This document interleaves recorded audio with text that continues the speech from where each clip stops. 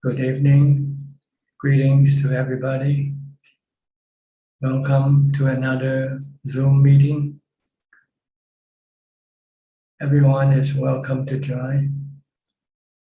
If they have any question, they can come into the room and ask.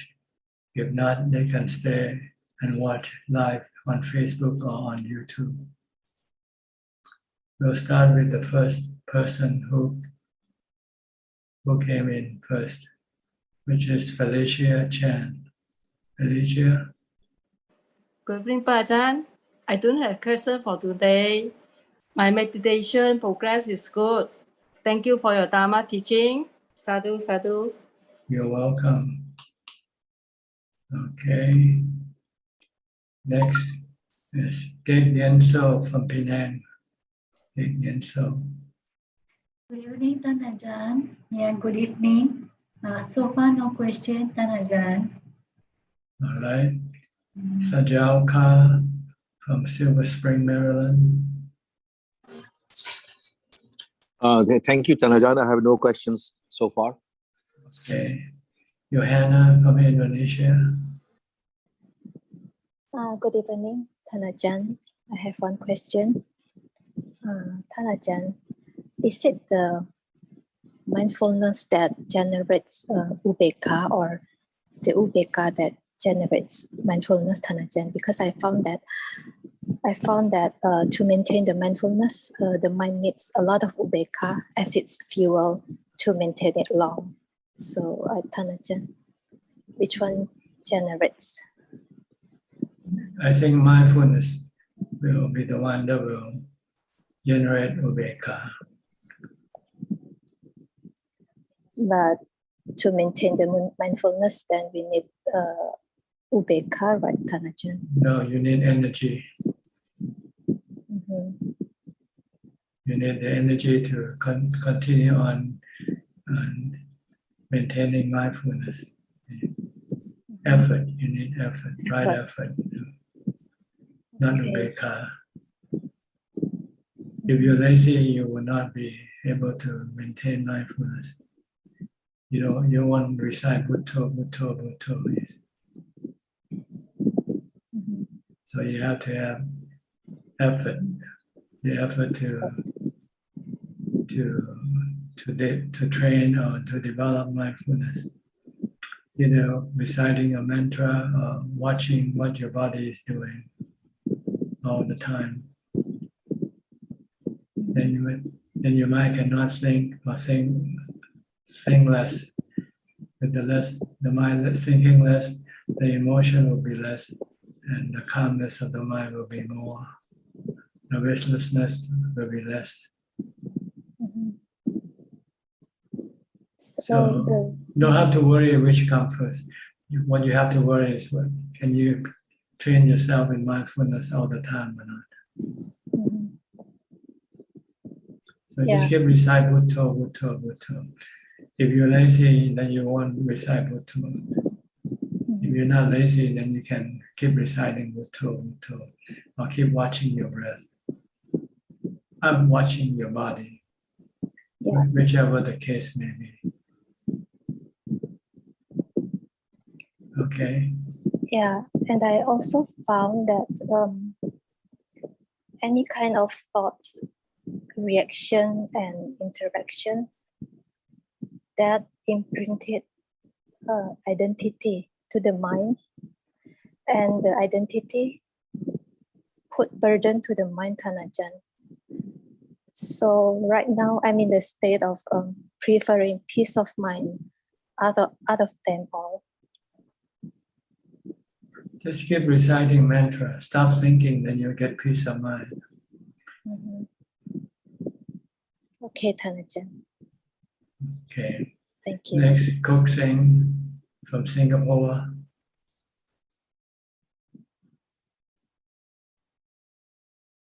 Good evening, Ajahn. I have a question today that is regarding my practice. Usually I wake up at about 5 a.m. to do my meditation, but this morning I I was unable to sleep. So at 3 a.m. I wake up and I do my meditation for about 2 hours until about 5 a.m. And after about 5 a.m. plus, I feel a bit sleepy, so I go back to sleep again. And by the time I wake up, it's about 8 a.m. Okay, the first part of my question, so I'd just like to hear your advice. Do you think, is it advisable to go back to sleep when I feel tired, or do I try to stay awake even after I finish the 2 hours meditations, and instead of going back to the bed and lie down? That's my first part of the question. Well, it's up to you what you want. You want to meditate, you continue on meditating. You want to rest, you take a rest.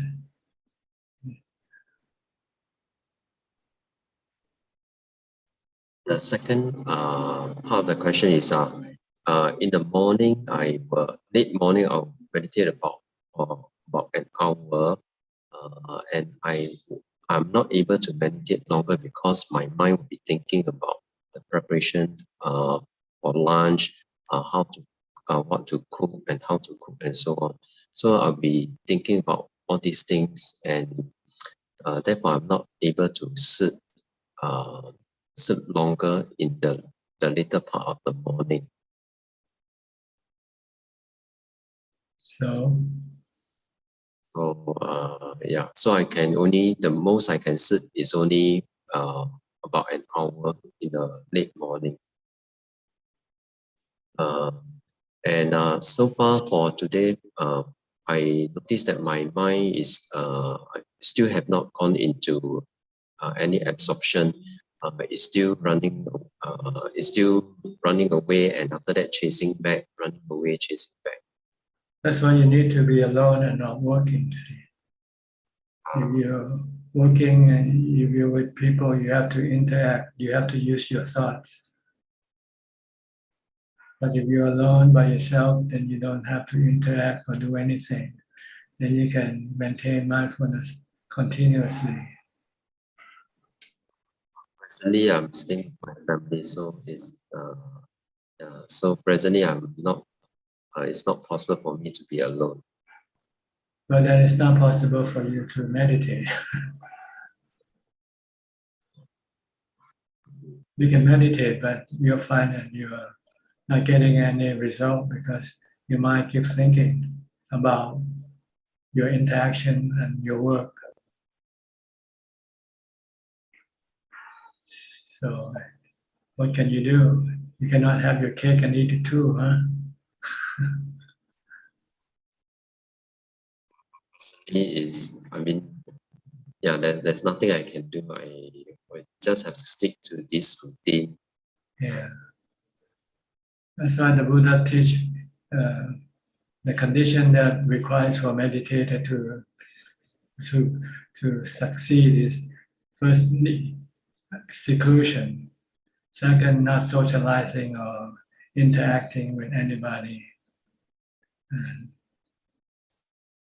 third you have to have moderation in eating, not eating too much, and fourth, always maintain mindfulness all the time. If you can have these four factors, these four conditions, then your meditation will be successful easily. Do you have these four conditions or not?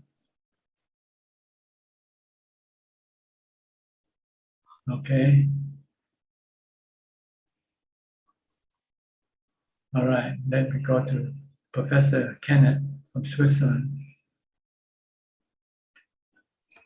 Are you working or are you on vacation? No, we're working again, Dhanajan. This is the New semester?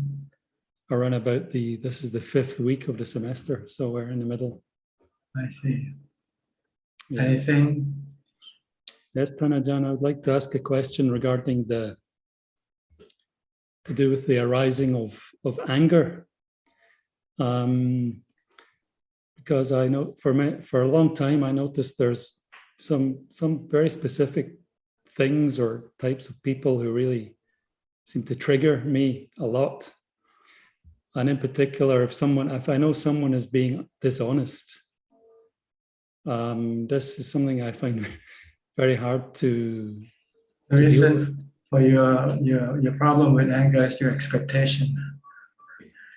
You expect something from people. When they don't produce that expectation, then you can get angry at them. You desire for them to be honest, but they're not honest. So you get angry. So you have to understand that the world is full of different type of people. There are some honest people and there are some dishonest people. People are like fruits, different types of fruits. You have bananas, you have apples, you have cherries. You can't expect everybody to be apples or cherries. Yeah. Some are cherries, some are apples. You just have to take them as for what they are. Yeah.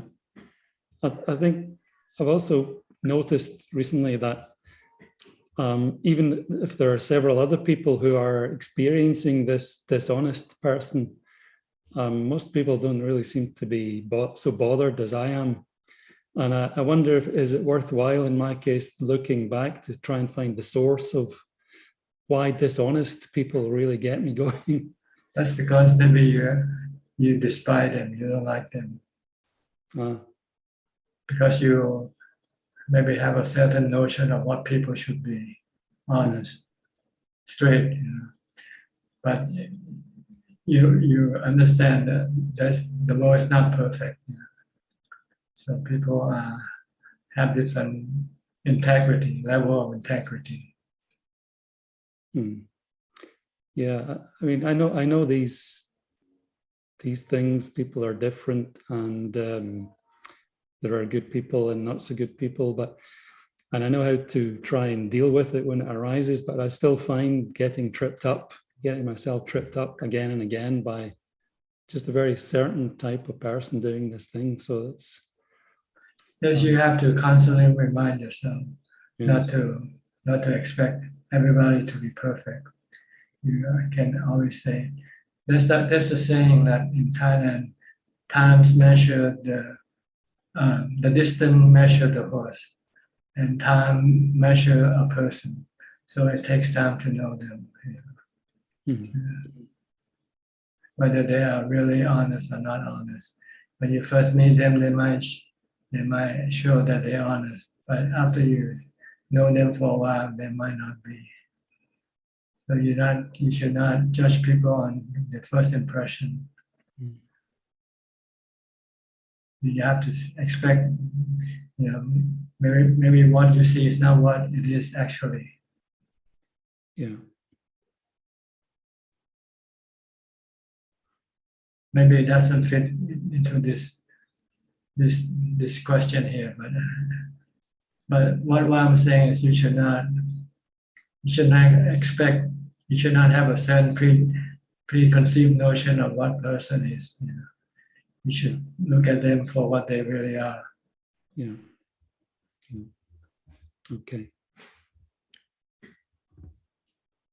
So usually you should be suspicious of people when you don't know them, especially when you first meet them. They can show how nice and how they are, but maybe it's just a front. They're just putting up with. Yeah. So just don't trust what you see. It takes time for you to be able to find out exactly what a person is. Yes. And then you should not be surprised if the person turned out to be dishonest. If you already have this suspicion in the back of your mind, then you won't be disappointed. Yeah. Okay. But it doesn't mean you mistrust everybody, but you just have to be slightly careful. Yes. Not to put all your trust in the person. Maybe 50%. Okay. And the other 50% just wait and see how that person does thing. Okay. So usually, if you have ubeka, your mind will tend to be on a neutral position, in which you don't expect anything from anybody, good or bad, right or wrong. You just wait and see. Let the person show their true colors. Yeah, I think my problem is I expect people to be honest. Yeah. And when it doesn't happen, that's when it triggers me off. Yeah. That's why a lot of people go to jail, right?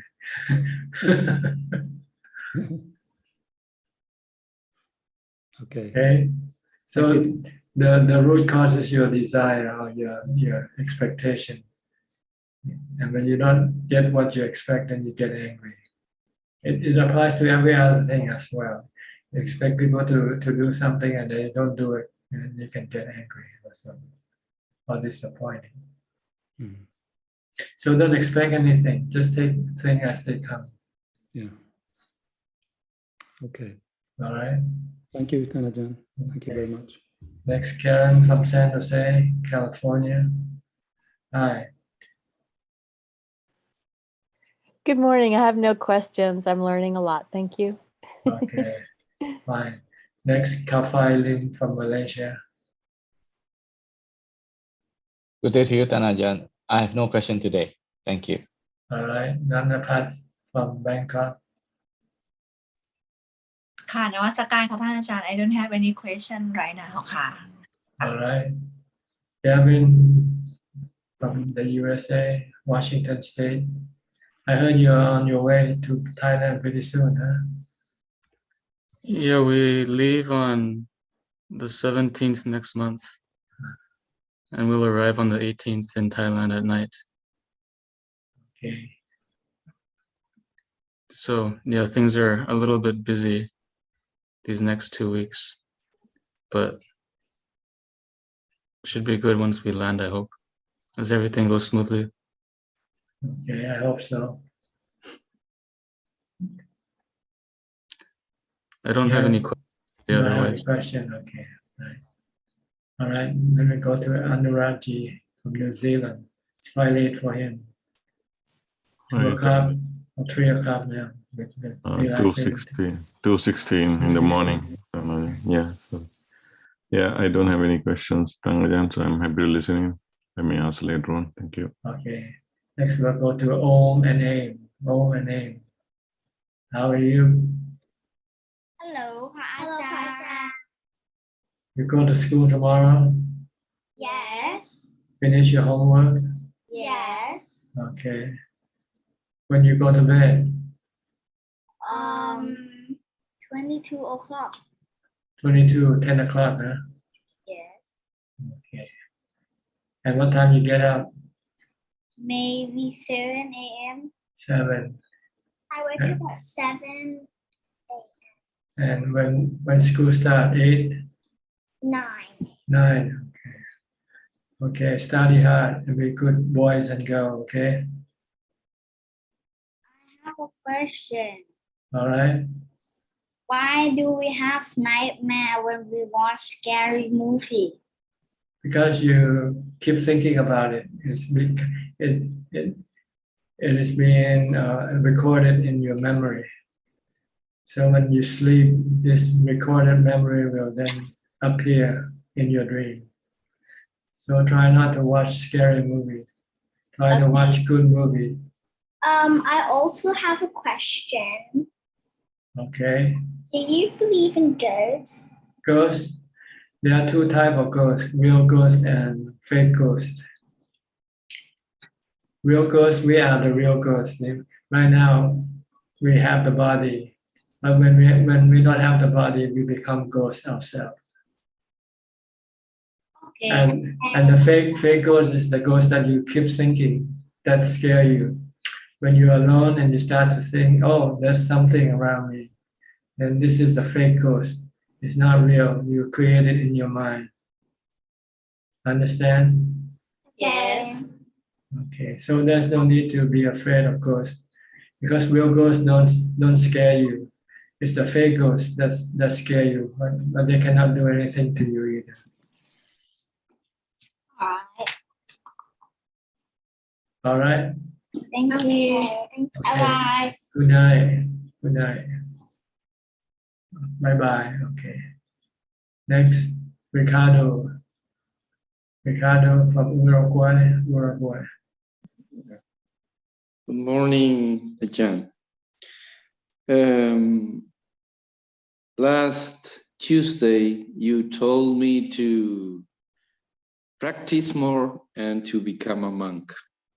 And I'm thinking hard about becoming a monk next year. So my question is, in Thailand, do you take, like I'm 65 years old, can a person of this age become a monk? Second, can I be like 1 year monk or something like that? Well, there's no space, no what you call specific rule about age. So it depends on the person who takes you in as a monk, whether he will take you in or not. You might go to a monk and they say, "Oh, you're too old." But if you go to another monk and say, "Oh, you're welcome, you can become a monk." So it varies from monks, from preceptor to preceptor. Person who will be precise on your ordination. So you just have to go search for the one that will ordain you. Okay. Thank you. But you can live like a monk without being a monk.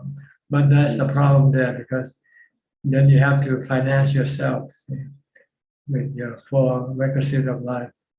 But if you become a monk, then somebody else will finance for you, pay for your living requisites. So that's only the benefit of becoming a monk. But other than that, if you can afford, if you have enough saving to pay for all your expenses, then you can just maybe go to live in a monastery as an 8th preceptor. You don't have to become a monk. Or if you don't want to go to a monastery, you can make your home the monastery if you live alone. Okay. So there are other options. But to really advance and really success, you need to be near an enlightened teacher and be in the community of monks who are enlightened, because they can help you. They can pull you along, let's put it that way. If you're alone, you can be dragged down by your own defilement without knowing it. Yes. Okay. That's why I think you are my teacher. Yeah, but I'm only a distant teacher. So I cannot be near you all the time. But you have to, if you want to be successful in this path, you have to be willing to live like a beggar, like a homeless person, not expecting much as far as the living conditions are concerned. Just enough to exist. Okay. So it's with your age, it might be a little difficult, because you might need special need, medical needs and so forth. Mm-hmm. And you haven't been trained from your young age to live through the harsh conditions of life. So when you have to do this at your age, it might be very difficult to do. Okay. But it's not impossible.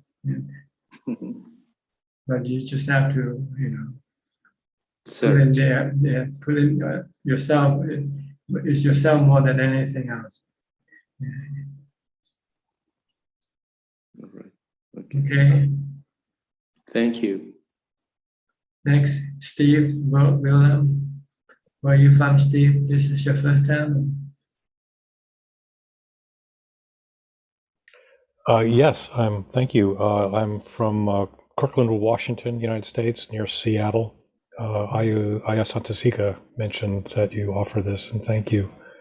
I guess I wanted to ask, I just got out of a 2-week jhanas retreat, but I'm doing my normal practice, which is about 3 hours every morning. But I'm trying to, I don't know, for me, it's really hard to do even get close to the jhanas. And I'm sort of trying to understand if I should try to pursue that or just focus on mindfulness, or how to balance that for someone in lay life. Well, you need mindfulness in order to get into jhana. So your first goal is to maintain mindfulness all the time, whether you're meditating or not. So you can train yourself in mindfulness from the time you get up. By either focusing on your body, movement, action, use a mantra to hang on to, so that your mind cannot go think about other things. So developing mindfulness is really to stop your mind from thinking, to empty your mind. Because when you enter into jhana, that's what you do. You empty everything, all your thoughts and your perception and so forth. So this is what you need to do. When you're not meditating, you have to be maintaining mindfulness, training in mindfulness. Whether watching what you are doing and just focus only on that and ignore everything else. Recite the mantra as you do whatever you're doing, to prevent your mind from thinking aimlessly. And I've read Ajahn Buddha's book, How to Be an Arhat, where he talks about Buddha. How does that, I mean, sometimes it seems like doing that as a separate thing versus just being mindful of what I'm contacting. I'm not quite sure how to Well, sometimes you say you're mindful of what you're doing, but at the same time, your mind still sneak away and think about something else. Yeah. So you can use another one to stop it. You can recite a mantra. This mantra will then more or less we strengthen, double strengthen your mindfulness. First you focus on your action, then also recite a mantra. If you find that by focusing on your action it's not enough because your mind still sneak away and think about something else, then you use mantra to help stop the thought from running away. Okay. That's how there's snakes away. I like that. Okay. Yeah. So Buddha can bring fear. Yeah. Okay. And then if you can maintain this until you get continuous mindfulness, then when you meditate, you'll find it easy to sit and easy to enter into jhana. Okay. Okay. Thank you. All right. You're welcome. That's very helpful. This retreat that you went, is it run by the two Buddhist monks in? No, it was Lee Brasington. He's a Western teacher. He bases his approach on the suttas. I see. And is it in Seattle also? It was online. There were people all over online. in Europe and all the U.S. Yeah, I was in a Thai monastery actually. Near here, they let me stay in a little trailer, like a friend's Ajahn Ritti. He's a friend at Dhamma monastery, so he let me stay in we have a little like a camper trailer, and I use it like a kuti. So he let me stay there for 2 weeks. It was very good. Okay. Good. Keep doing it. The more you do it, the better it will be the result. The result depends on your act, on what you do, not what you want, but what you do. Okay. Yeah. What you do. Good. The more Thank you. mindfulness that you do, the more result you will get. And there's not much time left because I'm old and very aware of that. So. Yes, it's good to think like that so you don't get lazy. Yeah. Okay. Thank you. All right. Good. Next, Thank you. Yok Bay from New York. Good evening, Ajahn. Any question today? Yes. My question is, I don't know, this month, right, I always dream about the baby in my mind. I don't know what's happened for my mind. Well, just know that this is something that happens in the past, something that you have recorded in your mind. And when you sleep, this can be replayed in your mind as dreams. You just acknowledge it and don't be bothered by what you dream. Okay. And also, I remain my meditation in the morning, because sometimes you just set the nighttime, whatever you have the time, you can do it, the meditation. The morning time is good for me. Do I have to set up the time for me, the nighttime or PM, the AM time? Well, you can do any time you want. The more, the better. So, okay. You have to choose the time and find the time that is most effective for you. Okay. And another question for my friend, right? They say, how come the mom is not put the shoes on it? This is ancient traditions in India. Monks supposed to be humble. Monks supposed to be homeless. Okay. Okay. So they're not supposed to have any possession. Okay. Thank you. And also one more question is, how come the mom give us like basically for the hand is different kind of color? The thread. Yeah. This is just ritual. It's not really part of Buddhism. It's just invented recently by monks, just to satisfy the craving of the lay people who need something to soothe their mind from fear or from whatever they need. They feel that if they have something, then they'll be protected. Oh, that's why she said for lucky. Say you donate, you give it I know. See, mom wants you to donate, so they want to sell you this stuff. Okay. Thank you, brother. Thank you. Okay. Next, Renong or Penong, I'm not sure. I'm sorry. Where are you from, Penong? Good evening, Ajahn.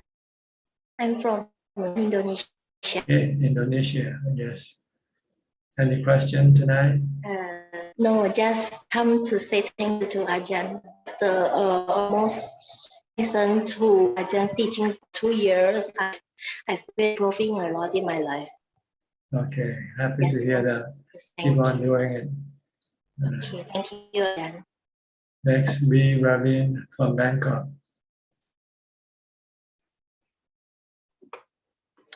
Good evening, Ajahn. Actually, I have a question and a remark.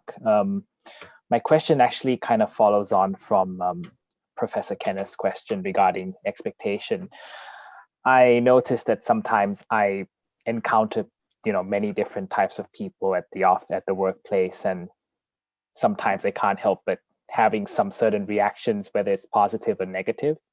Maybe probably due to the fact that what they do influences what happens to me as well. So I would like to seek your advice on what should I do if something goes, not according to plan, or if something unexpected happens. Should I just take the same mindset of having minimal expectation and expecting the worst so that I don't?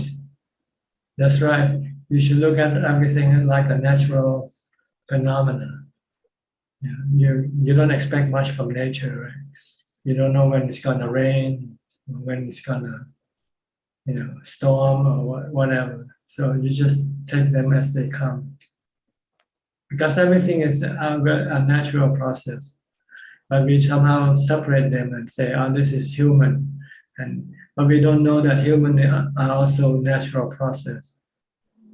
They are all anatta, the Buddha says, anatta. So it's not man-made. Everything that human do, we call this man-made, but it's really, it's natural-made. nature-made, but we call this man-made. We are not man. We are not human-made. We are all made from nature. We are part of nature.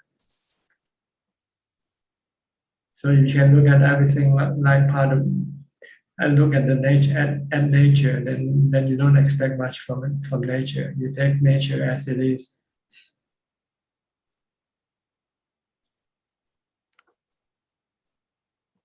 Oh, I see. That's an interesting perspective. I never really looked at it that way.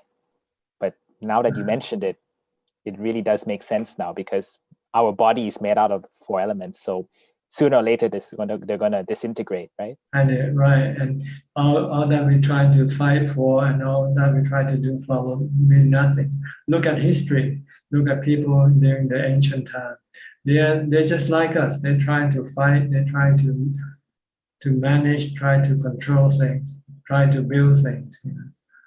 But in the end, they all left the earth, you know, and everything was left to ruin. Right? You have ancient ruin. These are all, you know, things that can teach us not to worry too much, or not to try too much physically, you know, building things physically, because it's subjected to impermanence. Everything will eventually fall apart, no matter how well you build it. But you better build the mind, because the mind doesn't fall apart. The mind will become better and better as you put your effort into the mind itself, rather than into the body or all the other physical things, because they are all temporary. It's like building sandcastle on the beach. You know? When low tide, when you have high tide, then it's all washed away, and all your effort just gone to waste. So everything you're trying to do here is basically all you want to do is to work to provide yourself with the 4 requisites of living the soul. That's the real purpose of working. Other than that, you know, it's just all just illusion. To be rich, to build whatever, you know, the fastest train or the fastest plane and so forth. It doesn't, you know, it doesn't really matter what you do or not do regarding the physical thing. What matters is what you do with the mental thing. The more you train your mind to be calm and under control, the better off your mind will be, the more peaceful and happy you will be. So I think you should pay more attention toward working with your mind, rather than working for your mind than working for your body.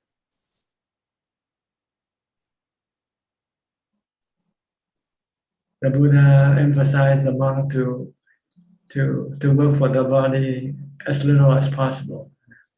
Just have enough to eat and a place to, you know, to hide from the rain and the sun, but concentrate all the effort in making the mind happy, peaceful and happy. Because you can retain this, it's not subjected to anicca. Eventually, if you get to the highest level. But other than that, everything that you do will eventually fall apart. That's true. And, you know, sometimes I hear people, you know, make quotes like, oh, make this life worth living, you know, make your mark on the world. But then, as you just mentioned, you know, it's only temporary, and they don't know where they're going to be reborn next. Look at the pyramids, how much effort they have to put in, how much and what does it do now? It doesn't do anything. That's true. It's a nice landmark, but, you know, we don't remember. It's the illusion of grandeur for someone who can afford to do it and say, oh, I want to build, you know, the largest tomb in the world to bury myself in.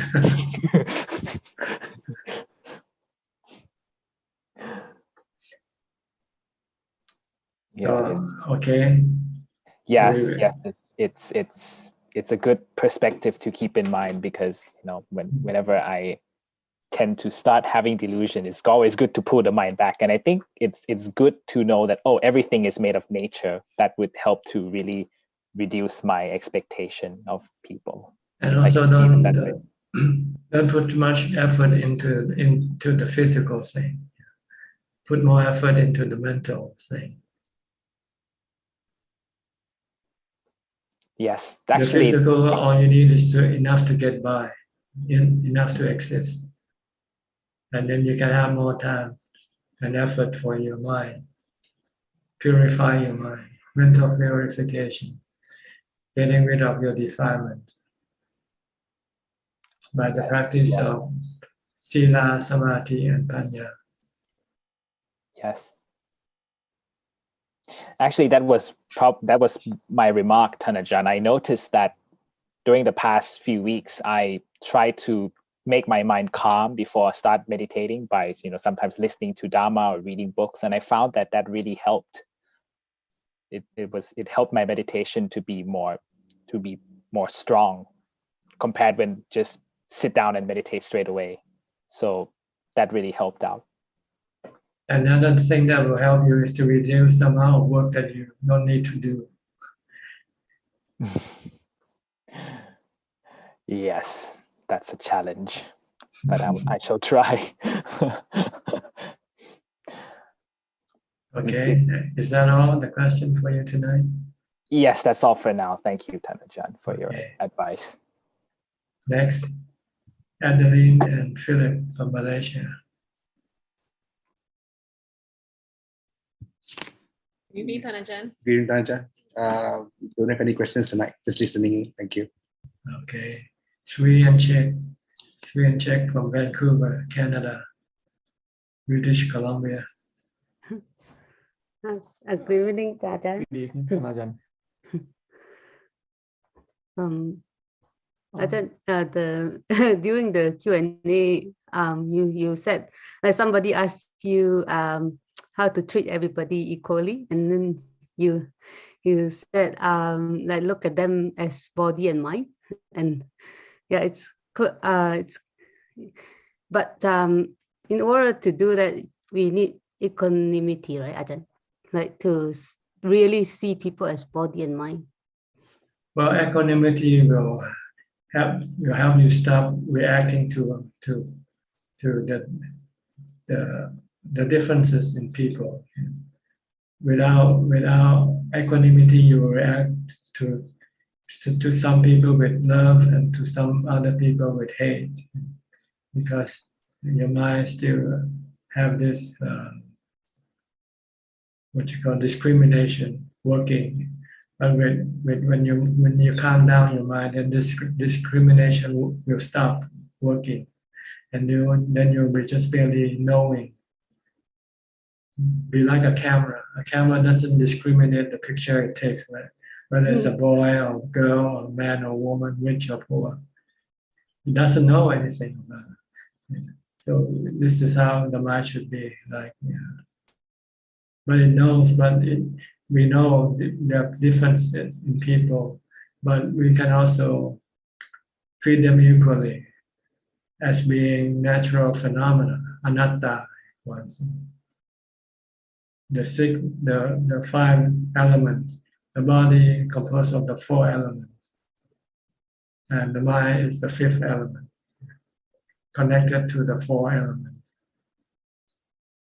The 4 elements of the body is earth, water, wind, and fire. The 5th element is the knowing element, which is the mind. And that's all we are, elements. Like in chemistry, you say we are all, carbon dioxide, nitrogen, and so forth. If you diagnose it in the chemistry way, you see that the whole body is made of chemical components, right? Right. True. Or elements: nitrogen, oxygen, carbon dioxide. So that's all we are.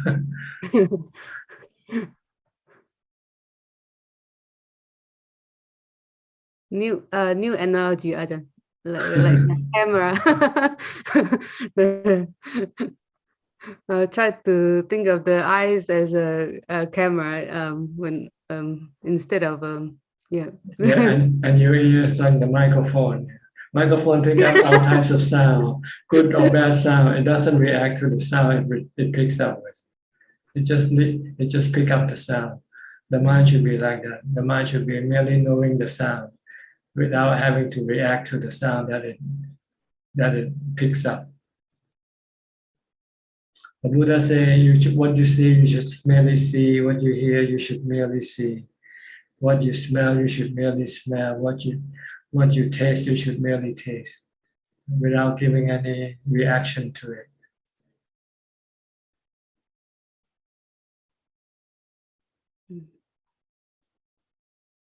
Don't react with love, hate, fear, or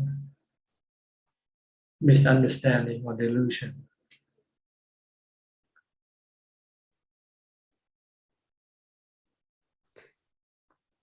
Your Dhamma is really helpful to me, Ajahn. You like I realized that sometimes just the change of like just listening to your Dhamma, just a change of perspective really helps. You were talking about like sorry, it's maybe a different topic, but I used to have to listen to somebody complain, and but after listening to your Dhamma, I changed my mind and see it as a form of dana, and give the time to that person, see it as a form of dana, and just listening but not reacting, and also just change my mind that see it as a form of giving, and it's totally changed. It really helps me, Ajahn. Like I don't feel bad anymore after I have to, because I used to I had to listen to that person, but I didn't feel good. But like after you taught me, I changed the perspective and see it as a form of dana, and that really helps solve that difficulty. That and it becomes something happy, like for me now, instead of like something that's dragging. Sorry, I can't explain it very well, but I just want to thank you for that, Ajahn, like just to help me change the perspective of things with your Dhamma. Yes, it makes you feel better that way. Yeah, it really solved the problem. Rather than being annoyed, you change your attitude and say, maybe this person needs some help, and the help is that, and if you can give it to that person, then give it. Yeah. After I listened to you, I changed the perspective, and it helps me tremendously. And even that person changed. I really see that after listening, I listen to the person, they become happy. Like it's like something drop, and then so it helps both. So it's you totally so it's like miracle. Like you changed my the way I look at things, and everything changed. Like it's become positive instead of something that's so like draggy for me.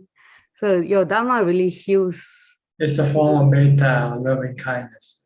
You radiate toward that person. I mean, I see the change, right? Like I see the change. I really see the difference. Like it becomes a positive experience for both. Like, and I see like, my mind is totally different. Like it become a form of the 10 merits you were talking about. It makes me happy. So it's really profound Dhamma that helps me a lot. Thank you. Good. Do you have anything to ask tonight or today for you? Ajahn, I'd like to know about mindfulness and focus. Mindfulness and what? Focus. Same thing. Focus is in English.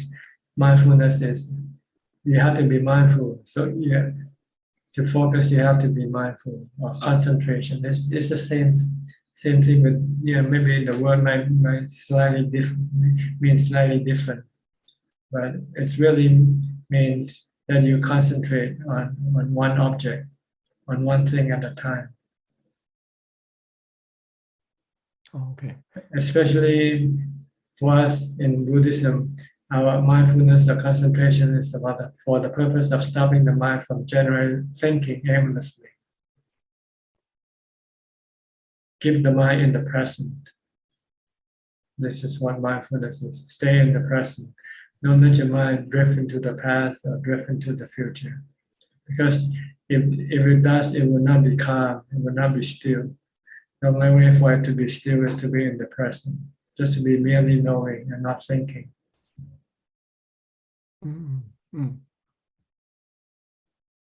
Okay. And Ajahn, you taught us before, don't change horses during the race. Meaning that, let's say if I decided to use breath for my meditation, but if my mind drift away, but I use I recite Buddha, and then I will go back to the breath, right? That's not changing the horses, right? If the condition requires it, then it's not changing because merely you want to change, but you change because there's a need to change. Like sometimes you cannot focus on your breath, and you find that by reciting the mantra can then bring your mind back into focus again. Then you can do that. But not just simply because I'm sitting here and watching my breath and I'm not getting anything. Maybe I should try mantra or something. Not like that. Yeah. Oh, okay. Until I lose my sense of focus, then there's a purpose. There's a purpose for the switch. If there's no purpose, then you don't switch.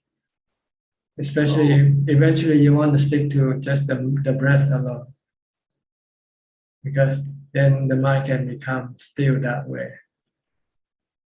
On the mantra can also do that also, but it under different circumstances when you can no longer focus on your breath. Like when the pain becomes more intense and you feel that you cannot watch your breath, then maybe you want to use the mantra instead. Okay. So when the pain is gone after I use mantra, can I go back to? If you use mantra and the pain is gone, then you don't need anything because the mind will be calm by then. Okay. But this is on a special occasion when you can no longer focus on your breath. Oh, okay. But if you start with the mantra, then you don't need to change because the mantra can take you all the way into jhana also.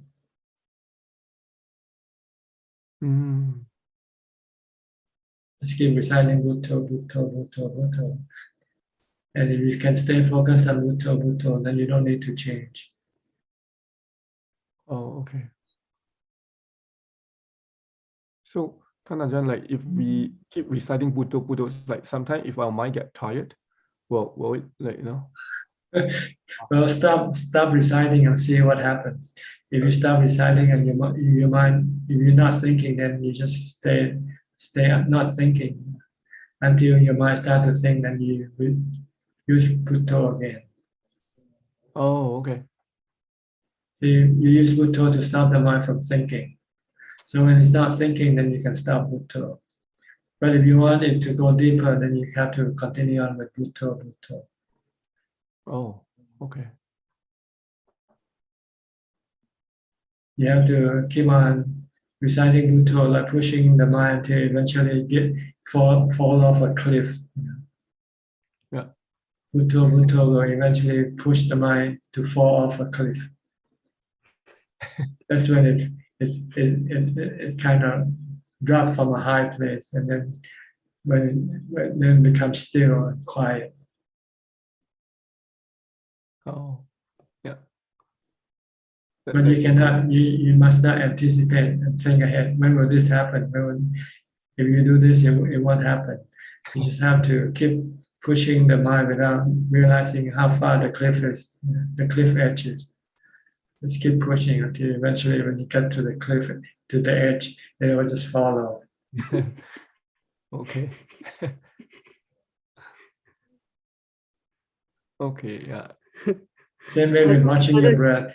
Same way with watching your breath. Just keep watching your breath in and out, in and out. Eventually, it will fall off a cliff. Okay. Yeah. Like of course my mind drift away. Sometimes I watch like the breath. So I use Buddha, and then coming back to the breath. That's why I'm asking you, like, it is okay, like not changing the horse. Like I do not want to back and forth, right? Yeah. So if you with Buddha, then when you switch to Buddha, then maybe you should just stick to Buddha and then go back to the breath. Because if you go back to the breath, then you end up with the same problem again, right? Oh, okay, okay. Yeah, okay. I'll try. Yeah. Just stay with Buddha until you get to the end. Get to when it goes off the cliff. Okay. Yeah. I'll see. Ajahn, that's a cute analogy. I like that. That's what happened when the mind enter into samadhi. It sometimes feels like coming down from falling from a high place. Okay. Yeah. Thank you, Thanajan. Next, Valaiporn, where are you from? Bangkok? Yes, Namaskar, Thanajan. I'm from Bangkok. I have no question. Okay. Next, Belinda from Singapore. Good evening, Thanajan. It's about expectation as well. Coming from earlier, Kenneth and B asked. There are two questions. One, could Ajahn tell us more on how to manage self expectations towards the self? Because I find that sometimes we can be very perfectionist. It can be very harsh towards the self. Sometimes we can be too lenient. Like example, if you have not practiced, you are not diligent enough to practice mindfulness, and when we get angry, sometimes anger we can't. It's anatta. You cannot stop the anger. Like you feel that I don't own the anger. Yet at the same time, I feel that because I didn't do enough, I'm not diligent enough. So would Ajahn teach us more about expectations toward the self? How do we balance on that? Well, you have to first separate from the possible from the impossible. When it's impossible, then you don't try to do it. Do only the possible. So that's how I would. But as far as the self is concerned, it's a delusion. There's no self. It's just a mind. There's a thinker and a knower. And what makes the thinker and knower happy is to stop thinking. So see, when you have a self, you set up a goal for a self. Like I have to be respected. I have to be rich. I have to, and all this. It's based on delusion. So it just drives me crazy. I think you should set up the goal for happiness. And the way to be happy is follow the Buddha's ways of being happy, the 10 ways of being happy, or the 32 or 38 way of being happy, of conducting yourself so that you can become happy. in the Mangala Sutta.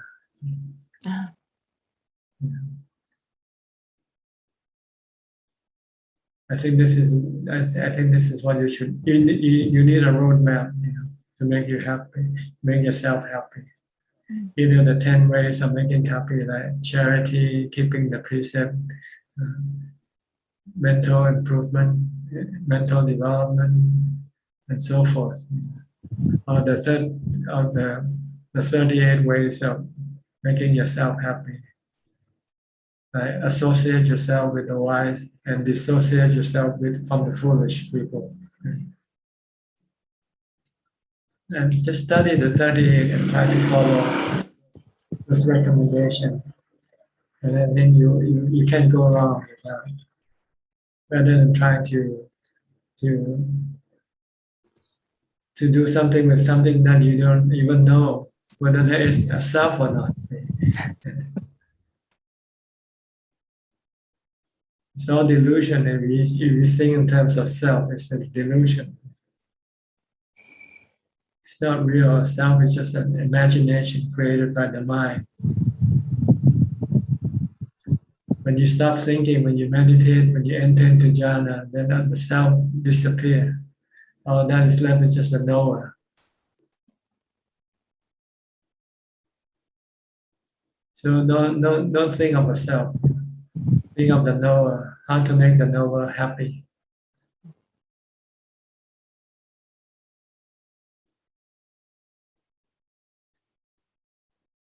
Okay, that's about all I can tell you. I don't know if it's correct or not. Okay, Ajahn, I will look into that. I contemplate what Ajahn advice. Yes. The second question is about the comment or expansion of what Kenneth and B they have discussed. It's about expectation to others. Sometimes we feel like we know the person for a long time. It can be family members, can be friends since old days. And then we form expectation. We thought we know the person. So, but sometimes condition changes. Maybe the friend has a different condition, afflicted emotions, or various conditions from external, very external or internal. So all of us have defilement. So when sometimes I think my friend is very honest, but at certain time when after a period of time, I have expectation that, okay, I know this person. But it turned out that, the person may have changed because of external conditions or because of defilement or afflictions. So if I see the person as anicca, then you're looking at the right thing. Everything is anicca. So I think it's easier to forgive because sometimes then rather than take the person as he has changed and just know that the condition is as that, then maybe to protect myself, I stay away from the person for a period and until such that the person is restored. Then I find ways to be careful when I next deal with a friend. So bearing in mind that I may know the person long enough, but sometimes condition or affliction may come about. So I think that makes it helps forgiveness in that sense. I tend not to trust people, Ajahn.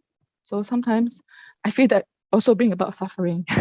So every time when I meet somebody new, I feel a lot of anxiety, like not able to trust. But at the same time, I recognize that it's important to be mindful. Like Ajahn said, it takes time to know somebody first. It takes time or condition or situation to know how we react to crisis. Because most of the time we behave well when in times of good time. So in times of negative or a crisis, that's also when we see how everyone reacts. So that also bring about maybe karma or a lot of forgiveness.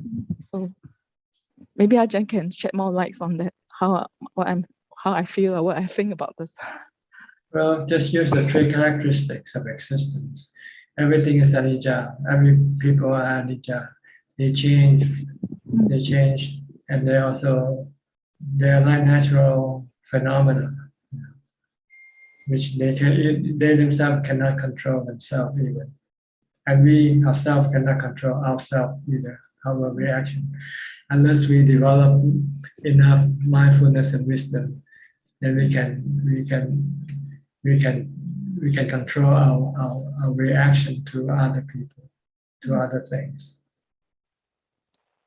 So I think you should spend more time developing your mind rather than worrying about other people. So I feel sometimes life experience, it helps to know that it's suffering, and that I work. It propels me to work harder to strengthen the mind, and not thinking that every time I have people who help me because condition changes.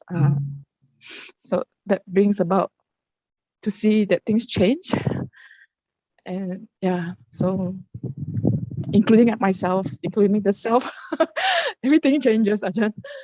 So Ajahn also won't be here forever with us. So it's a good reminder to work hard. Yes. Yeah, just to rely on yourself. That's the best, because you will always be with yourself forever. That's why the Buddha said, rely on yourself. Atta hi atano nato. You are your own refuge. Other refuges are temporary. They can come and go anytime. So don't expect anything from anybody. Expect from yourself. By practicing the teaching of the Buddha, then you won't need to rely on anybody. Then whatever people do or say will not bother you. Okay. Thank you very much, Ajahn. All right. Next, Alfredo Obeka.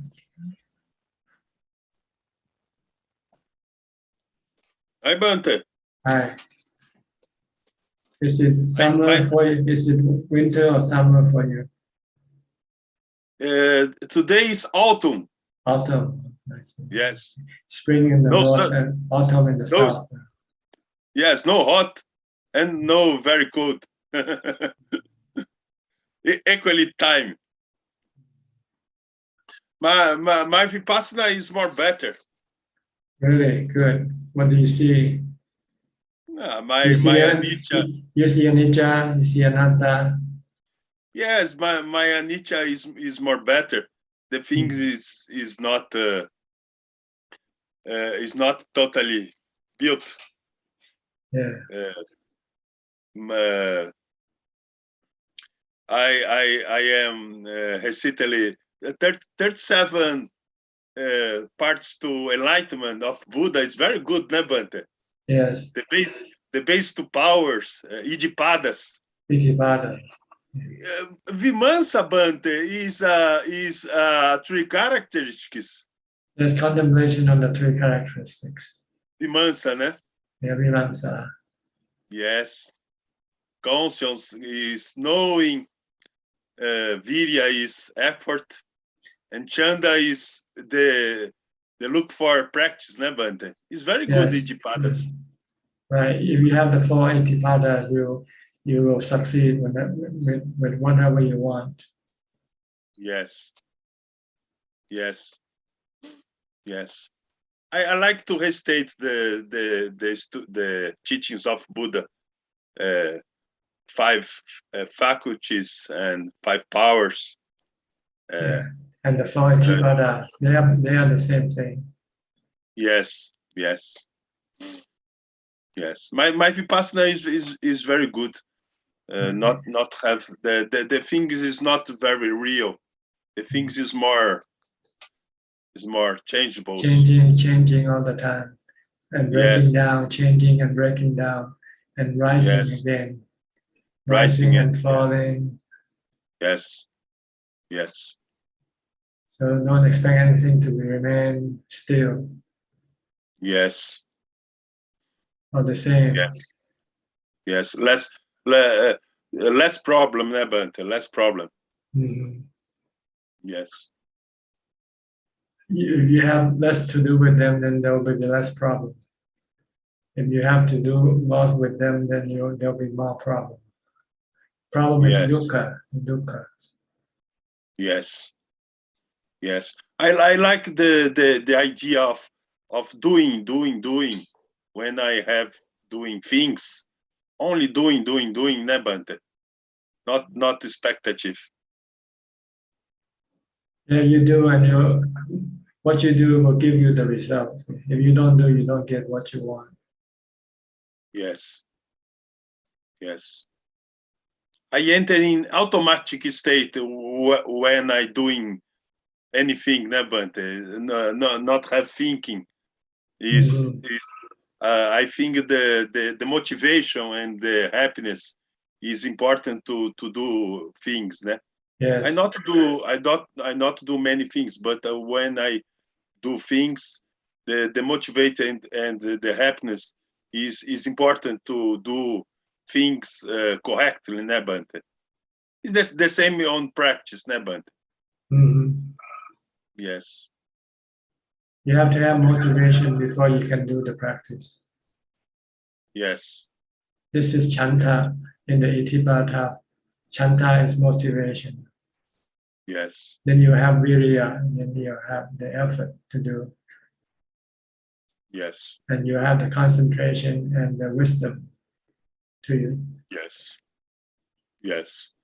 Conscience and vimansa. Yes. Yes. Okay. Okay. Right. And the result is the faith, né, Bante? Faith, yes. Faith. Sada. Faith in the teaching of the Buddha. Faith. Yes. Yes. And this is his teaching is the right path to the liberation from suffering, from dukkha. Yes. In Brazil, we have faith with normal things, né? But faith is not a normal, né? Faith is normal, né, Bante? Faith is real, né? Well, faith in Brazil is like God, is not to change, not to take, né? But faith in Dhamma is real, né? But faith is something like you get to do, né? Yes, faith in Buddhism is faith in the truth. While faith in other thing, faith in delusion. Yes. Okay. Okay. Next, Monica and Fong Sim from Malaysia. Good evening, Ajahn. Anything? Yeah, Ajahn, I read in the Dhamma Buddha's book, he has mentioned that there are 3 parts to right thoughts. First one is having, that means he advised that we don't hold thoughts of enmity or malice towards others. Then the second part is we refrain from burdening or oppressing ourselves or others. And then the third one is having resolution to rid ourselves from all entanglements. Can Ajahn please maybe give more examples or elaborate more on this? I don't think so. I don't know much about it. I don't think much about it, let's put it that way. So what do you want me to say? No, it's like, for example, this right thoughts. Right thoughts, the first part is like we don't hold any thoughts of enmity towards others. So yes, in normal practice, this is compassion and this is metta. This is to have loving kindness toward our beings. So you don't get mad, you don't get angry at anybody. You don't hold any grudges. You forgive people when they made you angry, you forgive them. Instead of suing them and ask for retribution, you say, oh, it's okay, it's a mistake, it happened, it's already gone, no problem. Okay. This is so what, that is, no enmity. Oh, okay, okay. It's metta. This is the quality of metta.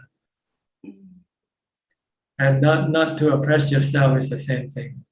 Don't do things to hurt yourself. Like drinking alcohol, this is hurting yourself. Committing a crime is hurting yourself. So you want to make sure that your action doesn't cause any harm on yourself and on other people as well. So you maintain or keep the precepts. And the third one is what? Resolution. Resolution to what? To get it from all entanglements, to free ourselves. Yes, this is your liberation. See? Letting go of all attachment by seeing everything as anicca, dukkha, anatta. When you see your daughter is anicca, dukkha, anatta, then you say, "Oh, I'm not going to cling to her. I'll leave her. If she has to go, let her go." You know, because she's anicca, she's impermanent. One day something can happen to her, or something can happen to me, to yourself. We are all anicca, so we shouldn't cling or rely on anybody. Even our own body, we should not rely on it, because it's also anicca. See, the mind doesn't have to rely on anything. It can rely on itself. That's what the Buddha said. The mind is its own refuge. It doesn't need any refuge. So, Ajahn, regarding the second part, we refrain from burdening ourselves. How do we, what benchmark should we use, or to check ourselves that, whatever we do, we don't really burden ourselves, especially our own self? I think normally it's... When it creates worry, anxiety, then you are burdening yourself. So whatever you do for yourself must not cause any worry or anxiety.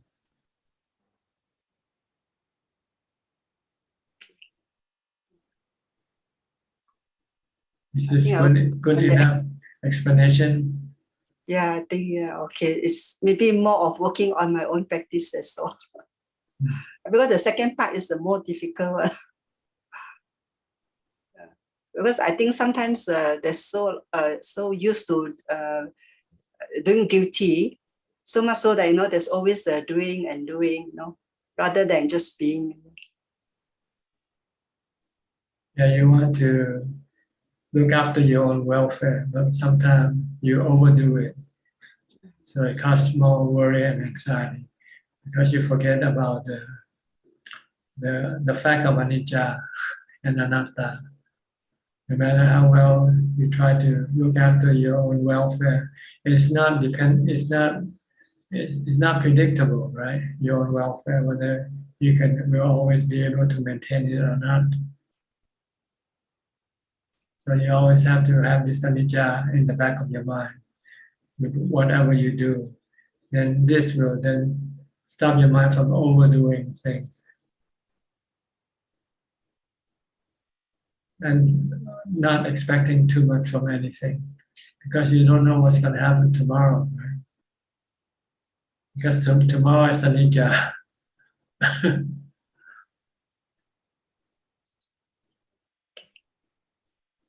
Yeah, I think I like your advice that day also on when somebody is restless, it's better to reflect on death. So I think that one hits in very well. Yeah. Because even lately we see a lot of people dying, in the airplane, suddenly you're just gone really, just like that, so very anicca. Yes. Okay. Yeah, thank you, Ajahn. All right, you're welcome. Next, Evie from Indonesia.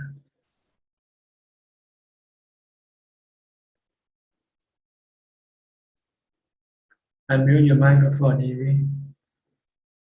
Yeah, Ajahn, can Ajahn hear me? Louder, yeah. Speak louder. Okay. Ajahn hear me now? Good. Ajahn, I want asking about dukkha. I see a dukkha. If we have a dukkha, the more we want to avoid the dukkha, the worse it gets. Right? It's about the hardship of life that living in the world is suffering, including wanting to be and not wanting to be, whether we like it or not. All of this indirectly causes dukkha. So how to apply the Buddha teaching on how to see about dukkha so that we don't get too attached to everything? By having ubekha, you have to meditate until your mind have ubekha. Then your mind will then not be clinging or relying on anything. Because everything that you rely on or cling to are all anicca, dukkha, anatta. That's why we do this practice to give us ubekha, equanimity. Once we have equanimity, then we have contentment. Then we don't need to rely on anything or anybody to make us happy. Because we cannot always rely on them. Because they are all anicca. Understand? And how to meditate on it while we are meditating it? It is when we come out from meditating and are still sitting, can we do the contemplation of the dukkha? You once you come out of meditation, you can contemplate on things that you still rely on as being anicca, like money, husband, family, and anything that you rely on as a source of your happiness. You must tell yourself that they are temporary and they can turn into suffering for you when they change, when they disappear. Just like that, contemplation that everybody will die one day, and so we just not too calculative for them and just be good, so we can create a good harmony. All right, Ajahn? Yes, to live in harmony, to live in peace, with everyone, by not expecting anything from anybody. When you expect, then you can become aggressive. You can become harmful to the others, because when you expect something from them and they don't give you, then you can get angry at them. Okay, Ajahn. Thank you. Okay, all right. Next, Gary from Singapore.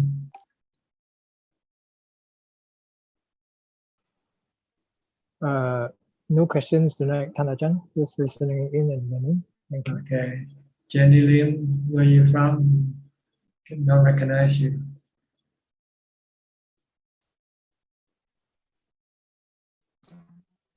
Where are you from, Jenny? You can go ahead and speak now. Good evening, Ajahn. Evening. I'm from, yes, I have a question. When the fear, I facing the fear challenging, then I lost my peace, and of course, my mind was not stable, and then I went into miserable. I almost cannot pick up myself back. Partly also like this is one of it. The second one is that when I attend to something that I find that is very negative, I used to have compassion, great compassion to accept things like that. But lately I am losing my compassion a lot until I couldn't take it. I couldn't take it, and then my anger arise, and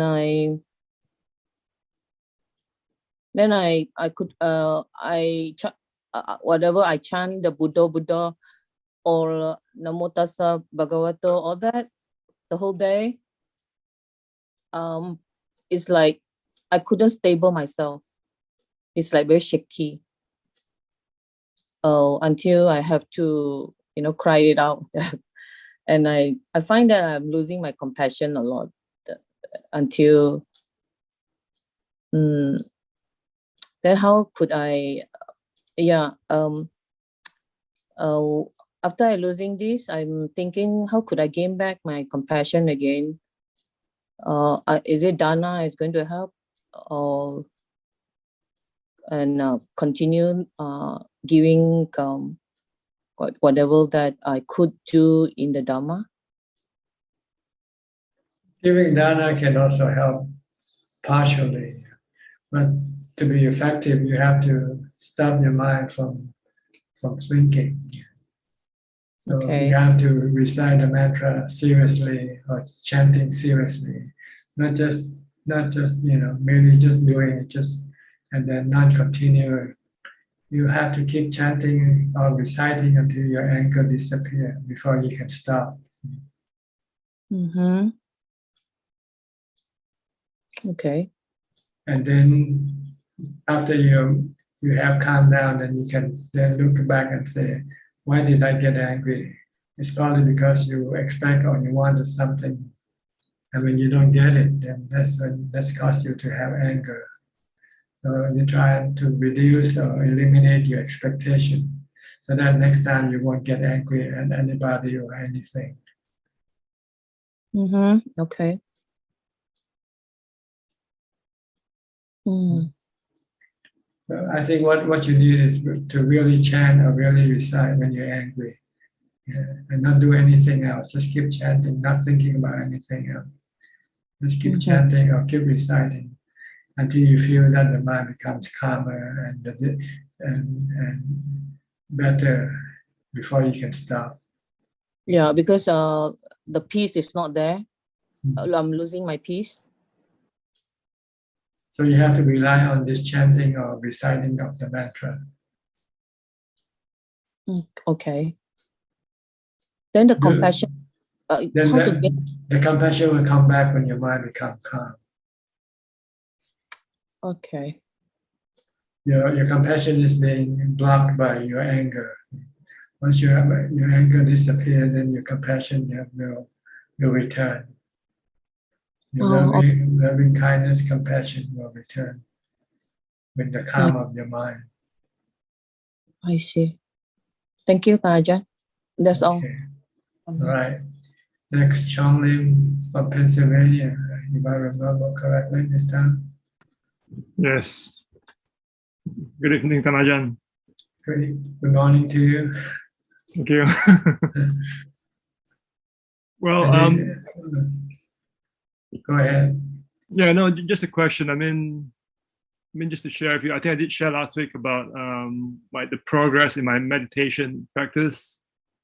I guess my question this week today is, how do I know,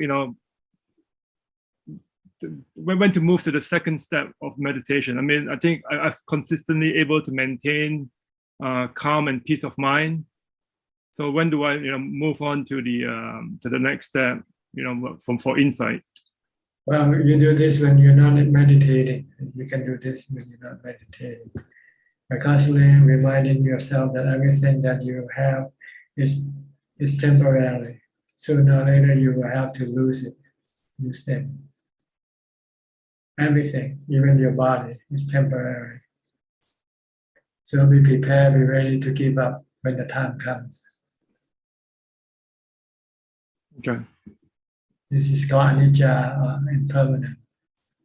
Anatta is just a natural process, like the weather, that you cannot control. You cannot always control them. You cannot always keep them. No matter how hard you try, when the time comes for it to disappear, it will disappear. So this is what you have to constantly remind yourself, so you don't become complacent and rely on them to keep you happy. Because one day you might not be able to rely on them. You should rely on meditation instead. then you want to do more meditation to keep you happy. Because once you know how to meditate and make yourself happy, then you don't have to rely on anything. You can always meditate regardless of the condition of your body or the conditions of your life. You can still be happy. Even you might be homeless, you might not have any friends, but you can still be happy if you can meditate.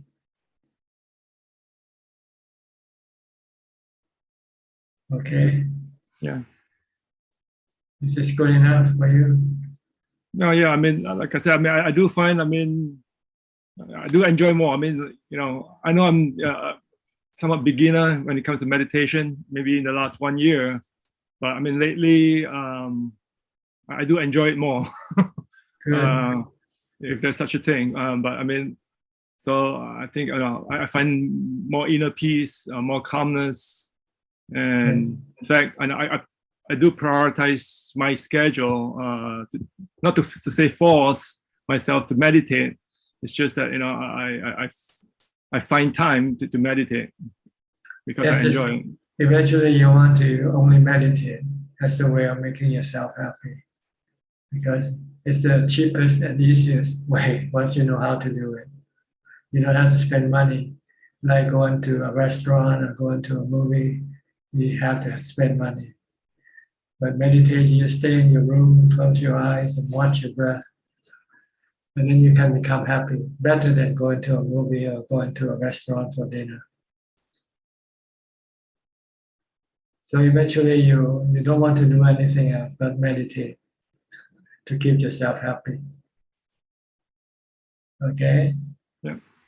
Well, thank you, Ajahn. All right.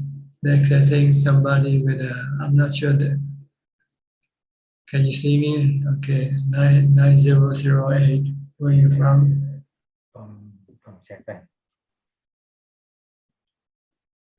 Namaskaran ka. I'm from Japan. Japan, okay. Yes. You're Thai living in Japan? I'm Thai. I'm living in Japan. Okay. I have no question for Ajahn. Just I just want to say thank you for your kindness to be here for us. All right. Okay, you're welcome. Next, Satuค่ะ Junko Kumilan from Indonesia. Namaskar, Ajahn. I have a question, Ajahn, today.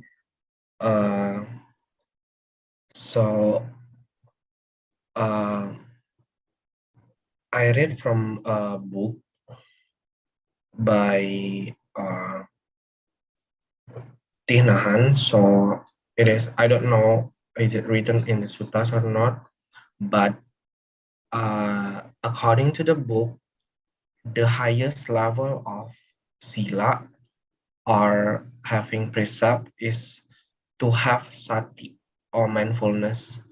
Can you explain this, Ajahn? I mean, like, as a lay people, we try to practice 5 or 8 sila, but how can we get that level of having sati or mindfulness, Ajahn? By practicing sati and mindfulness, the more mindfulness you have, then the more you'll be able to control your mind, your cravings, and your desire to do wrong things. But is the words, correct based on Buddha's teaching, Ajahn? Yes. See, once you can control the mind, then you can control the precepts. You can keep the precept. It's the mind who is breaking the precepts. So if you have mindfulness and wisdom, then you can control the mind stop the mind from breaking the precept.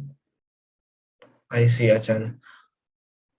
But as we still practice, how can we have sati every time, Ajahn?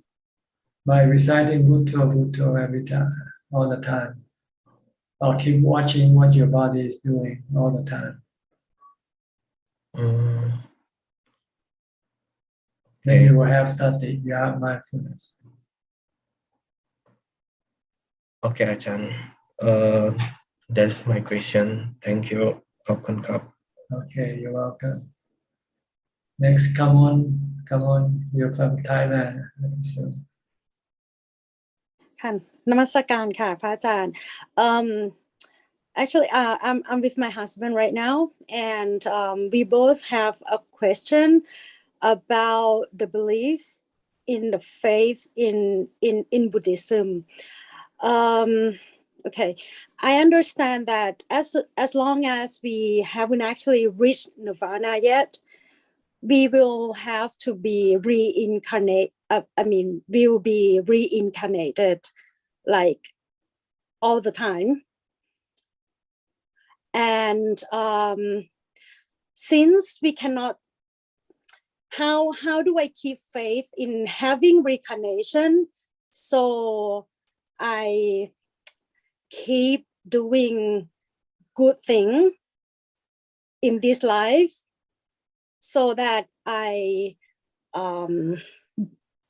build up the good things, and after reincarnation, maybe I'm having a better life and hopefully getting into nirvana. I mean, I always have this question whenever I feel something like when I'm start losing faith, because how do I make sure that this life is not the only life that I have? So after I die, everything just gone. well, right now you cannot prove it for yourself. See? So you need to believe in someone who has already proven this truth, and this someone is the Buddha. So you have to believe in the Buddha. You are like a blind person, while the Buddha is a person who's not blind. So you need someone who's not blind to guide you, to lead you, until you eventually have fixed your own eyes.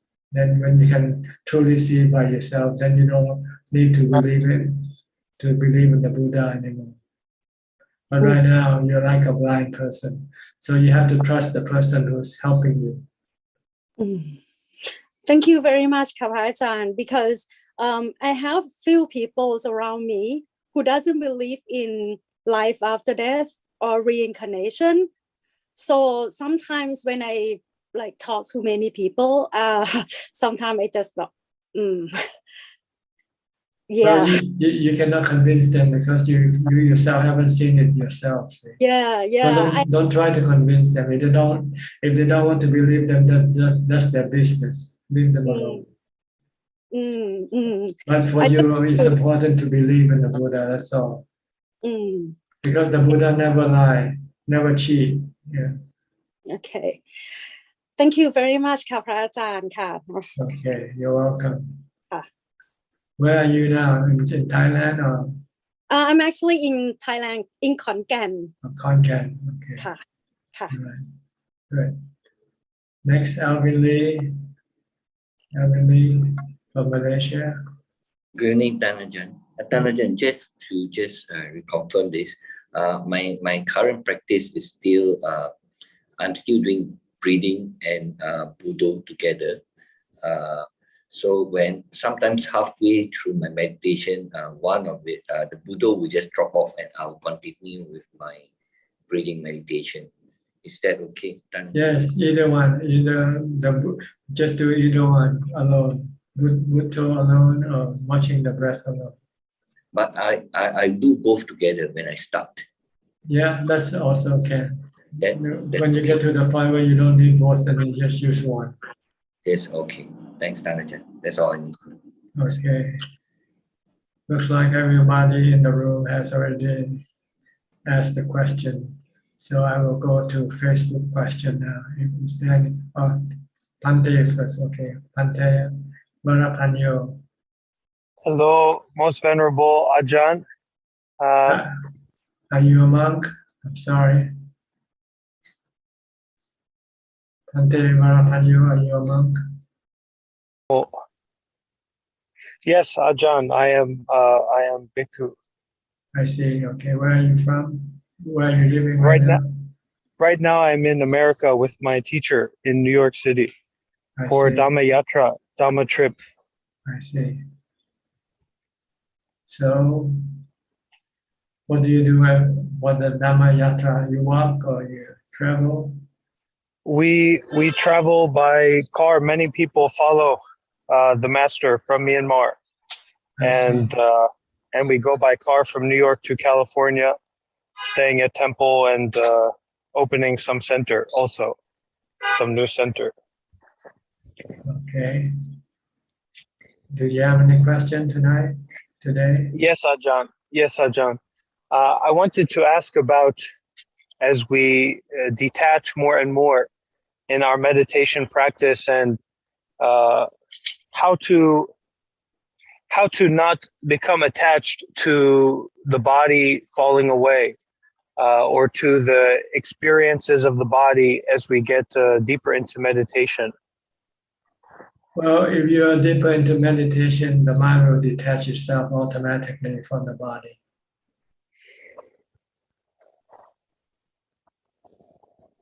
But when you come out of meditation, then the mind becomes reattached to the body again. That's when you need to use wisdom to remind yourself that the body is temporary, that one day you're going to have to lose your body. So you have to prepare for that thing when it happens, and not be saddened or be disturbed by the dissolution of the body, by remaining calm. Understand? Yes, Ajahn. See, when you meditate, you're actually pulling your mind away from the body temporarily.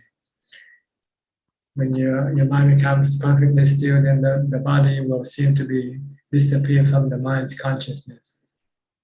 But after you come out, then you reconnect or reattach to the body. And then you start to think that the body belonging to you again. So then you have to keep constantly reminding yourself that the body doesn't belong to you forever. Sooner or later, you will have to give up this body. And the way to give up this body without having any pain is to remain calm with equanimity. By not reacting, by not having any desire to keep the body. When it's time for the body to go, let it go.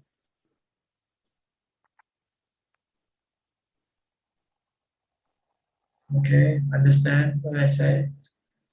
Yes, Ajahn, I have one more question to share. Please go ahead. Sometime when I have gotten into more calm meditation, two things happen. One is that the body will go from being very uncomfortable and very much in pain to being very calm and settled and no pain. And the other is that sometime my concentration starts to be more and more, and the attention goes to the heart. And then sometimes the heart is beating faster and faster and faster. And at that time, I'm unsure what to do in my practice. It's like I attach to the heart. You shouldn't use the heart as your object of meditation. If you use the breath, then you should stick to the breath and ignore the heartbeat itself.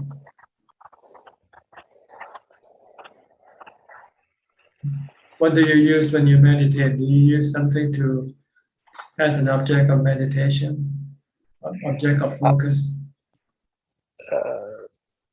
I use some different method, many times to use the breath, and then to use more like an open awareness method, not to take a particular object, but just to be aware.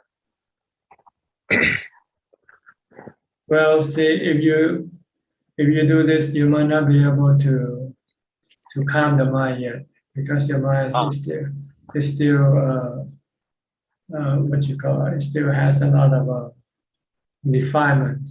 So you need something as an object of concentration to prevent your defilement from being active. If you just have open awareness, then your defilement can come up, and and then disturb you and not making your mind to become calm. So you should use open awareness. Only when you have strong mindfulness and able to stop your defilement and your thought, then you can use that. As soon as you see you start to think, if you use open awareness, you should know right away when you have thoughts or you have defilement. And then you should have strong enough mindfulness to stop it right there and then. If not, then you won't achieve anything by using it. Because the purpose of meditation is to calm your mind, to still your mind, not to allow any mental activity to happen.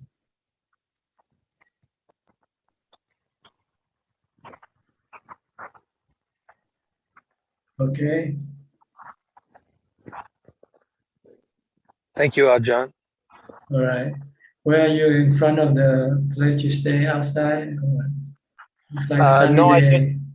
I just going for a walk, so I stopped, and then to stop in front of some house. I see. There's a sign in the back. Yeah, shopping sign or must be some business. Are you the only bhikkhus who are in this Dhamma Yatra, or there are some guest monk who are following on the trip to support the master.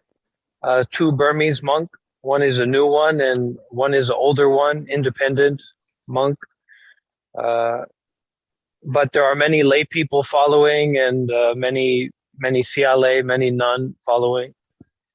And on your stop, you do practice meditation during your stop? Try to do all the time. Also driving. Also, I have to drive for the Seattle, for the master. So I practice a meditation, driving meditation with the master. So how do you drive it when you meditate at the same time?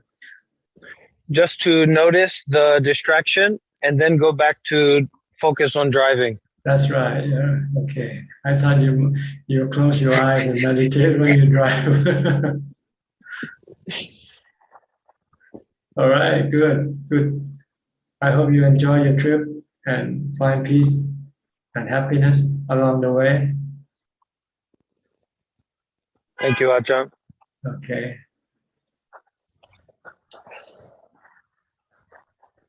I think what next? I think it's time for the Facebook question now. Okay.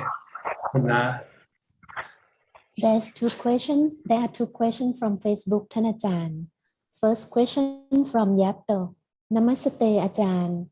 Can a person who attains Sotapanna still have a dream? Thank you. Still dream? Yes. Because when you dream, you cannot stop the mind from thinking, and when you think, it becomes dreams. But usually, you only have good dreams, not bad dreams. And last question from Un. Good evening, Ajahn. I'm Bun Un from Penang, Malaysia. Please, Ajahn, explain what the difference between knowing mind and right mindfulness when in meditation. Thank you.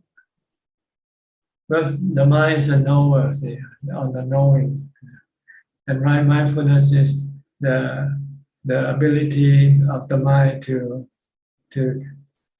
make the mind focus on something specifically, like a mantra or on the breath. I think this is I'm not sure whether it is what you asked for or not, but the knowing mind is the mind itself. No mind who knows. And my mindfulness is to have this mind knows only and not think, just to merely know.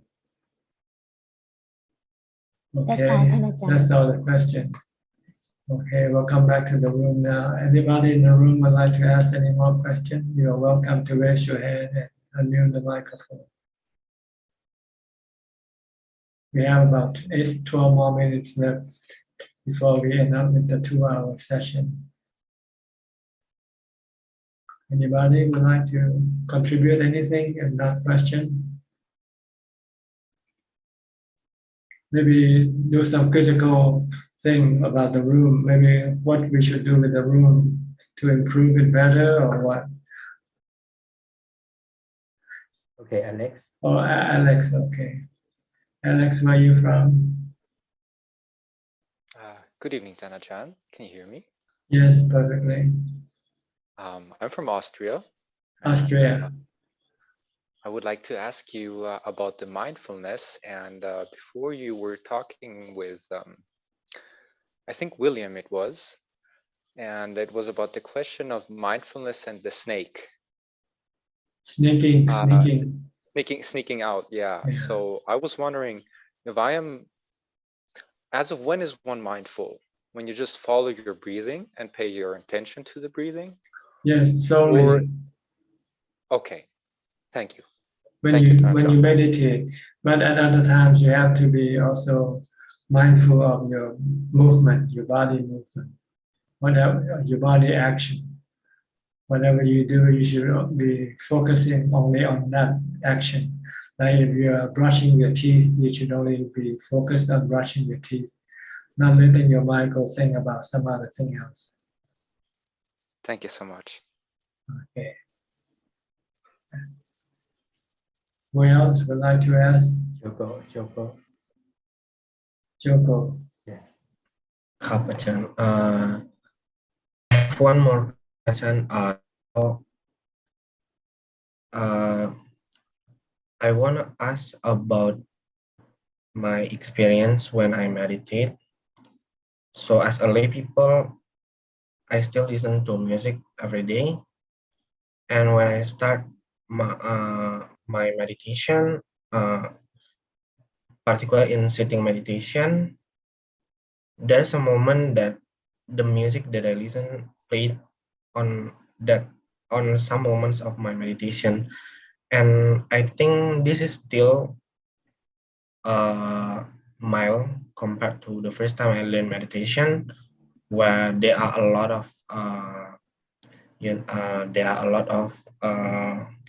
distractions, like my overthinking, my worriness, and there are other thinking.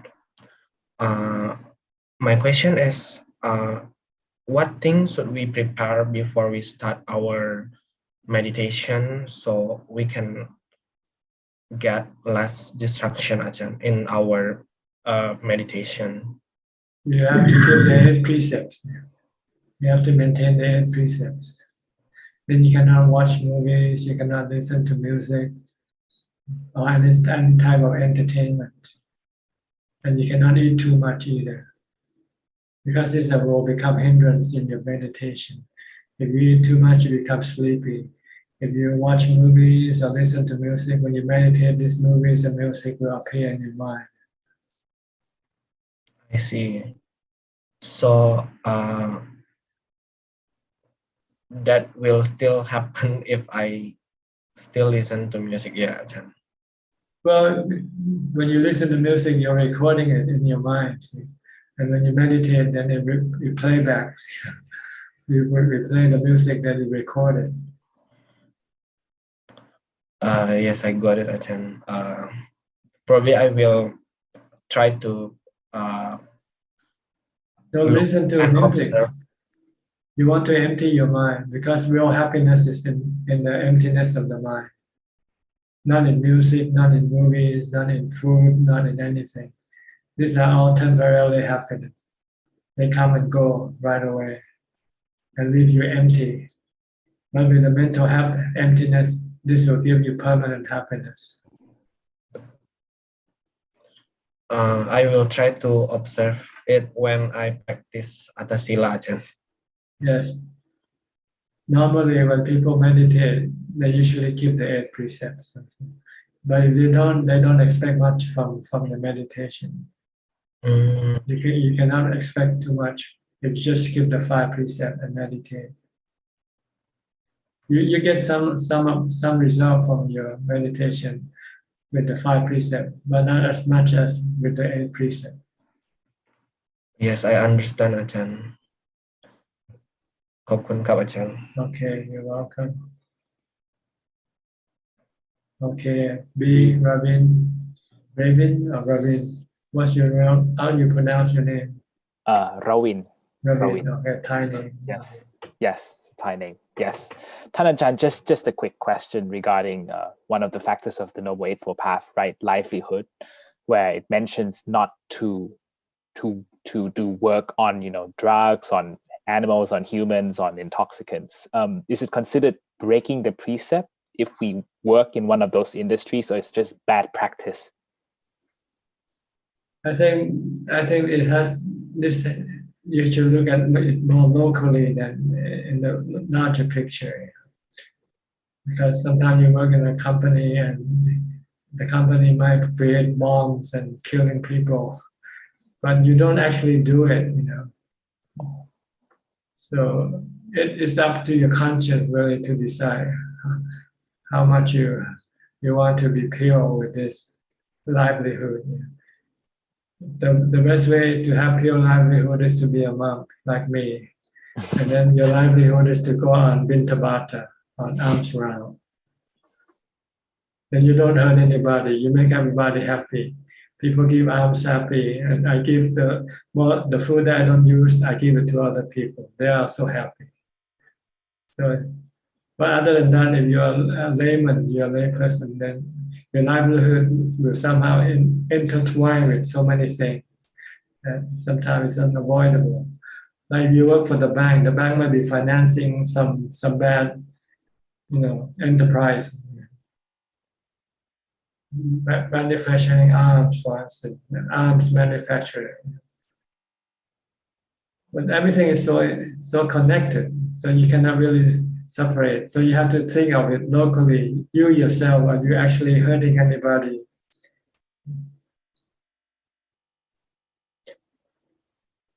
Like if you make a living from killing chicken as a living, then this is wrong. You don't want to do it. But if you work for a company that has chicken farms, but you yourself don't kill the chicken yourself, So where you want to draw the line, I don't know. Yes, that's a good perspective, Tanajan. I never thought of that before. It depends on, as you said, where to draw the line. Okay. Yes, thank you. Thank you, Tanajan. All right, we have about 3 minutes left. Looks like everybody happy, everybody content. EV again? Okay, EV. Final question. Yeah, Ajahn. Ajahn, I want to ask, does giving up include upeka? Giving up. Giving up what? Giving up to not feel win or lose. Just let the person be happy and feel won, and everything will be fine again. Yes, that's ubeka. Not to react to loss or win. Just let things be. Okay. Then what about when we face people who have the high ego and always want to win, because I usually just let them win because I don't need that winning from someone like this also doesn't get a trophy, all right? But what if I criticize that person because that person has done too many attitudes and ways to speaking that tend to be rude and sometimes annoying me? I usually just let it go, but there was one time I criticized not to do this bad habit, and that person wasn't happy with me. That's because you lost your ubeka. You lost your equanimity. So I must just let and don't only one time criticism. Just pretend yourself dead. If you're dead, then things go on. People still continue on doing good or bad things. You don't have to get involved with them. Yeah, just one time. Because I usually just... If you want to have perfect equanimity, then you have to pretend yourself dead. Okay? Okay, Ajahn. Okay. Okay, thank you, Ajahn. All right. I think that's about it for tonight or for today, whichever the case may be. Thank you all for joining this meeting. I hope that you have benefit something from it and help you advance in your practice. In the meantime, please be safe, be mindful, and keep on practicing. And I'll see you again. If all goes well, I'll see you again next week at the same time. Thank you and goodbye. สาธุเจ้าค่ะ Sadhu. Thank you, Brother Sadhu. Thank you. Sadhu, Thank you very much. Suha Prasan. Thank you everyone Thank you, everyone. Thank you, brother. Goodbye. Goodbye. Goodbye. Sukanนะคะ สาธุ